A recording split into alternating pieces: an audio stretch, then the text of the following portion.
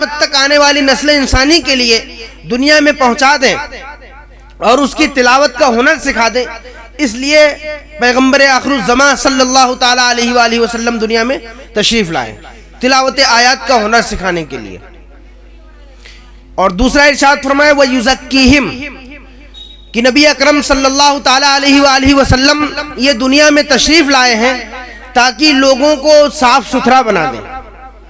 یعنی لوگوں کو ظاہری طور پر بھی صاف ستھرا رہنے کا طریقہ بتا دیں اور وہ اپنے باطن کو، اپنے دل کو کیسے صاف ستھرا رکھیں اس کا بھی ہنر سکھا دیں. کئی بار ہمارا ظاہر بہت نیک صورت ہوتا ہے لیکن باطن یہ برا ہوتا ہے، دل کے احوال بہت خراب ہوتے ہیں. تو نبی اکرم صلی اللہ تعالی علیہ وآلہ وسلم جیسے دنیا میں تشریف لائے تاکہ مومنوں کو نظام طہارت سکھا دیں اور لوگوں کو بتا دیں کہ اے لوگوں، تمہیں سب سے افضل طریقے پر کیسے وضو کرنا ہے، کیسے غسل کرنا ہے، کیسے پاکی حاصل کرنی ہے اور کیسے دنیا میں صاف ستھرا بندے مومن بن کر کے رہنا ہے. اسی طریقے سے آپ اس لیے بھی تشریف لائے کہ ظاہر تو اپنا پاک کر لینا لیکن اسی کے ساتھ ساتھ اپنا باطن بھی پاک کر لینا. اور اولیاء کا طریقہ یہ ہے کہ اپنے دل میں کسی کے لیے بغض مت رکھنا، کسی کے لیے حسد نہیں رکھنا، کسی کی دشمنی نہ رکھنا، کسی کی چغلخوری مت کرنا، کسی کی غیبت نہ کرنا، کسی پر بہتان نہ باندھنا. یہ جو باطن کی بیماریاں ہوتی ہیں، اندر کی جو آلودگی ہوتی ہے، دل کو صاف ستھرا کرنے کے لیے بھی پیغمبر دنیا میں تشریف لائے. تو اس کو اللہ رب العزت نے ارشاد فرمایا وَيُزَكِّيهِمْ کہ نبی دنیا میں تشریف لائے ہیں تاکہ لوگوں کو صاف ستھرا بنا دے، ان کا ظاہر بھی ستھرا ہو، باطن بھی ستھرا ہو اور ایسے صاف ستھرے، ایسے نیک سیرت، ایسے نیک صورت امت محمدیہ بن جائے اور اللہ کے ایسے نیک بندے بن جائیں کہ جو بھی انہیں دیکھے محمد رسول اللہ صلی اللہ تعالی علیہ وآلہ وسلم کا شہدہ کہہ کر کے خود ہی اسلام سے متاثر ہو جائے، ان کے دین سے متاثر ہو جائے اور ان کے نبی کے بارے میں وہ پڑھنے پر اور جاننے پر مجبور ہو جائے. تیسری عظیم چیز جس کے لیے نبی آخر الزمان صلی اللہ علیہ وآلہ وسلم دنیا میں تشریف لائے وَيُعَلِّمُهُمُ الْكِتَابِ کہ نبی دنیا میں تشریف لائے ہیں تاکہ لوگوں کو قرآن پاک پڑھ کر کے سمجھنے کا ہنر عطا فرما دیں. قرآن پاک کی تفسیر، اس کی تعویل اور قیامت تک انسانوں کے آنے والی نسلوں کے لیے مفید علوم کیا کیا ہو سکتے ہیں قرآن پاک کی روشنی میں، وہ سب کے سب نبی آخر الزمان صلی اللہ تعالی علیہ وآلہ وسلم سکھا دیں. اس لیے آپ یاد رکھیں کہ جو اللہ کا جتنا بڑا ولی ہوتا ہے، جتنا مقرب بندہ ہوتا ہے، وہ اتنا بڑا عالم ہوتا ہے. بلکہ غوث پاک بڑے پیر دستگیر رضی اللہ تعالی عنہ نے تو غنیت الطالبین میں یہاں تک ارشاد فرمایا کہ کسی بھی جاہل شخص کو ولایت دی ہی نہیں گئی. جو بھی عالم ہوتے ہیں یا تو یہ کہ بظاہر انہوں نے علوم کی تکمیل کی ہو یا ولایت عطا کرنے سے پہلے اللہ رب العزت انہیں علوم دینیہ عطا فرما دیتا ہے. تو جہل کے ساتھ اللہ رب العزت کا قرب نہیں ملتا ہے، علم کے ساتھ ساتھ اللہ رب العزت اپنی ولایت عطا فرماتا ہے. اسی لیے جلیل القدر اولیاء کرام کی ذات پر اگر آپ نظر ڈالیں تو آپ ان میں سے ایک بڑی تعداد آپ کو مجتہدین کی نظر آئے گی. حضور سیدنا سرکار غوث پاک رضی اللہ تعالی عنہ اپنے بارے میں خود ہی ارشاد فرماتے ہیں کہ اے لوگوں، آپ کی ولایت کا ڈنکا اس وقت بھی بجتا تھا اور آج بھی بجتا ہے چہاردانگ عالم میں، لیکن آپ نے اپنی ولایت کا راز ارشاد فرمایا کہ درست علم حتی صرت قطبا ونلت السعد من مولا الموالی کہ اے لوگوں، میری ولایت کا راز یہ ہے کہ میں علم دین مصطفیٰ جان رحمت صلی اللہ تعالی علیہ وآلہ وسلم اپنی پوری زندگی پڑھتا رہا، پڑھاتا رہا حتی صرت قطبا، یہاں تک کہ علم دین کی خدمت کی بدولت خدا وحدہ لا شریک نے مجھے قطبیت کبریٰ کے منصب پر فائز فرما دیا.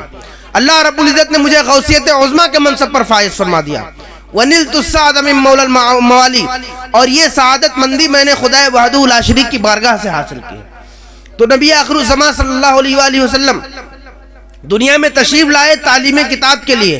اسی لیے ولایت کے باب میں حضرت مولا علی، مولا ان کو کہا ہی جاتا ہے، مولا علی مشکل کشا رضی اللہ تعالی عنہ سے سب کا سلسلہ نسب ملتا ہے. جتنے بھی آج سادات کرام ہیں، اہل بیت اطہار ہیں، ان سب کا نسب حضرت علی یونی المرتضی شیر خدا کرم اللہ تعالی وجہ الکریم سے ملتا ہے. ولیوں میں عظیم، سب سے عظیم ولی کہہ سکتے ہیں آپ ان کو، اللہ رب العزت کے سب سے مقرب بندوں میں اولیاء کرام. ولایت کے لیکن ان کے علم کے حوالے سے کیا ارشاد فرمایا نبی اکرم صلی اللہ علیہ وآلہ وسلم نے؟ انا مدینۃ العلم وعلی بابھا، کہ میں علم کا شہر ہوں اور علی اس کا دروازہ۔ تو پتہ چلا کہ علم کے شہر میں داخل ہونے کے لیے دروازے سے ہو کر کے گزرنا پڑے گا۔ تو حضرت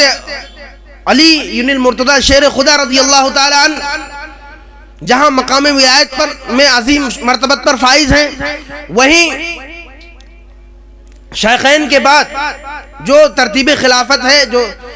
افضلیت کے ساتھ ساتھ جو ترتیب خلافت ہے، اس کے بعد جو جس مرتبے پر آپ فائز ہیں، اس کے ساتھ ساتھ علمیت کا منصب بھی نبی آخر الزمان صلی اللہ علیہ وآلہ وسلم نے بیان فرمایا، جس سے بات روشن ہو جاتی ہے کہ ولایت یہ علم دونوں چیزیں ساتھ ساتھ چلتی ہیں۔ تو سرکار دنیا میں تشریف لائے اس لیے تاکہ لوگوں کو قرآن پاک میرا حال یہ تھا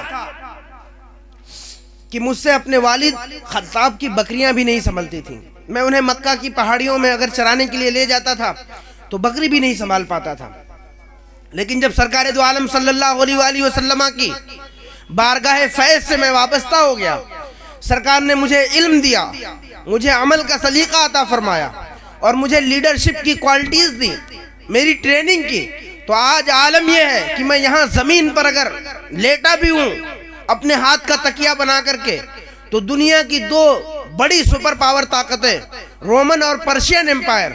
روما کی سلطنت اور فارس کی قیصر و کسریٰ کی حکومتیں ہل جایا کرتی ہیں میرے نام سے، یہ ان کی لیڈرشپ کی کوالٹی تھی۔ اس طرح بے شمار صحابہ کرام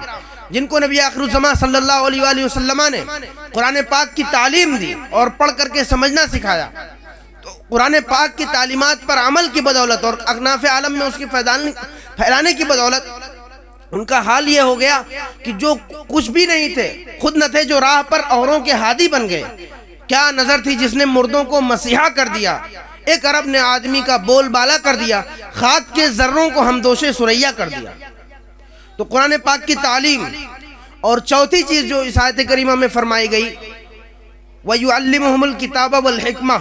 کہ نبی آخر الزمان صلی اللہ تعالیٰ علیہ وآلہ وسلم یہ دنیا میں تشریف لائے ہیں تاکہ بندے مومن کو حکمت سکھا دیں، اسٹریٹجیز سکھا دے، کسی بھی چیز کی گہری اور ڈیپتھ نالج جو ہوتی ہے وہ گہری نالج دے دے کہ بندے مومن جس بھی جائز فیلڈ کے اندر ہے وہ اس کی گہرائیوں میں اتر جائے۔ اس کا ہنر سکھانے کے لیے سرکار دو عالم صلی اللہ تعالیٰ علیہ وآلہ وسلم دنیا میں مبعوث ہوئے، اور ایک مقصد بعثت سرکار دو عالم صلی اللہ علیہ وآلہ وسلم نے خود ہی ارشاد فرمایا بعثت لأتمم مکارم الاخلاق، کہ مجھے اس خاکدان گیتی پر مبعوث کیا گیا ہے، بھیجا گیا ہے تاکہ میں اخلاق عالیہ کی تکمیل کر دوں۔ یعنی گزشتہ امتوں میں جو بھی بہترین اخلاق ہو سکتے تھے، جو بھی مورل ویلوز کی بہترین تعلیمات اور اس کی ایجوکیشن ہو سکتی تھی، ان سب کا مجموعہ میں اپنی امت کو دے دوں تاکہ ان کا کیریکٹر دنیا میں مثالی ہو جائے، یہ دنیا میں ان کے کردار سے بہتر کسی کا کردار نہ ہو، ان کی سیرت سے بہتر کسی کی سیرت نہ ہو۔ تو اس لیے پیغمبر دنیا میں تشریف لائے۔ تو یہ 5 مقاصد تھے جو آیات کریمہ سے اور حدیث پاک کی روشنی میں ہمیں سمجھ میں آتے ہیں۔ آپ جتنے بھی اولیاء کرام پر نظر دوڑاؤ، یا تو ان 5 کے سب جامع نظر آئیں گے، یا یہ کہ کوئی نہ کوئی پہلو ان میں راجے نظر آئے گا۔ ہر ولی اللہ تلاوت قرآن کہ آپ دیکھو کثرت سے وہ عادی ہوا کرتے تھے، تو یہ وہ چیز ہے جو اپنانے کی چیز ہے۔ ڈاکٹر اقبال نے کہا تھا وہ زمانے میں معزز تھے مسلمہ ہو کر اور ہم خار ہوئے تارک قرآن ہو کر۔ آپ دیکھیں جتنے بھی اولیاء کی آپ تاریخ پڑھ لو، کل اعلی حضرت اشرفی میاں علیہ الرحمت و رضوان کا عرس ہے، آپ ان کی بھی تاریخ پڑھیں، دیکھیں کس طرح قرآن پاک کی